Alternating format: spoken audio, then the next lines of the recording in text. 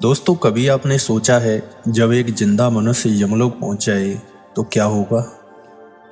चलो मैं बताता हूँ। कहानी जरूर पूरी सुनिएगा। दोस्तों, एक था हाथी और एक था उसका महावत। एक दिन महावत हाथी को तालाब में स्नान कराने ले गया। वह स्नान कराते समय हाथी को इधर उधर लेटा देता, बैठाता और खड़ा कर देता था।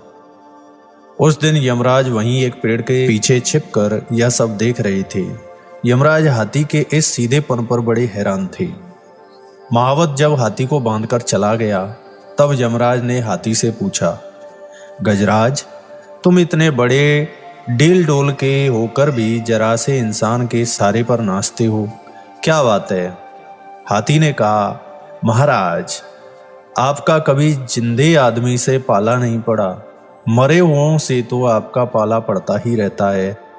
आप कभी जिंदे इंसान से मुलाकात कीजिए, आपको पता लगेगा कि वह क्या चीज है।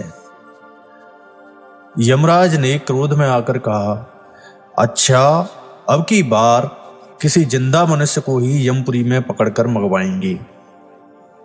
उन्होंने यमपुरी आकर अपने 4 दूतों को भेजा और कहा, किसी जिंदा मनुष्य को पकड़कर लाओ। आज्ञा की देरी थी। फौरन ही यमराज के दूतों ने एक मुनीम जी को, जो तख्त पर बैठकर बही गाथा लिख रहे थे, तख्त सहित उठा ले जाने का निश्चय किया और मुनीम जी का तख्त उठाकर यमपुरी को चल दिए। मुनीम जी ने गिड़गिड़ाकर यमदूतों से पूछा, यह तुम क्या कर रहे हो? दूतों ने जवाब दिया, हम तुमको यमराज के पास ले जा रहे हैं। यह सुनकर पहले तो मुनीम जी डरे, किंतु तुरंत ही उन्हें एक उपाय सूझा। उन्होंने एक कागज निकालकर धर्मराज की तरफ से एक पत्र लिखा। धर्मपुरी, श्रीमान यमराज जी, मैं मुनीम जी को आपके पास भेज रहा हूँ। आप इन्हें फौरन ही अपना काम सौंप दें। आइंदा से यह आपकी जगह काम करेंगे और आप तुरंत मेरी अदालत में हाजिर हों। हस्ताक्षर धर्मराज।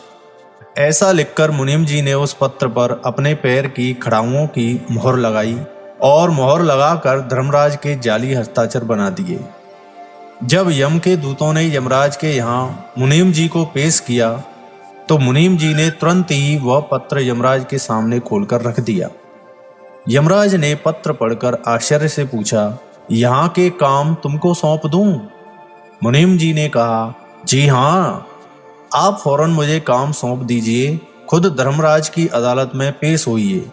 बेचारे यमराज हाँफते हुए धर्मराज की अदालत में पहुंचे और पूछा, अन्नदाता, मुझे कैसे याद किया है? इधर इतनी देर में ही मुनीम जी ने यमपुरी में अपना दबदबा जमा लिया और अपने पापों को कटवा कर उन्हें पुण्य में बदलवा दिया। फिर अपने रिश्तेदारों तथा इष्ट मित्रों के पापों को कटवा कर उनकी नरक से स्वर्ग में बदली करवा दी। उधर यमराज पर धर्मराज की डांट पड़ रही थी कि तुमने नियम तोड़कर जिंदा मनुष्य को यमपुरी में क्यों बुलाया? यह सब उत्पात उसी ने खड़ा किया है। तुम शीघ्र वापस जाओ और अपना काम ठीक से संभालो।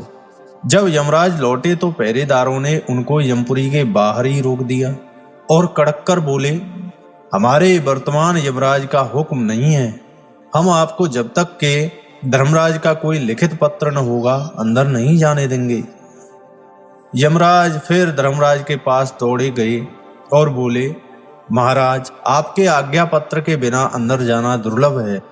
धर्मराज ने शीघ्र ही पत्र लिखा कि मुनीम जी, यमराज को क्षमा कीजिए और इनका पद इन्हें देकर इन्हें अनुग्रहित कीजिए।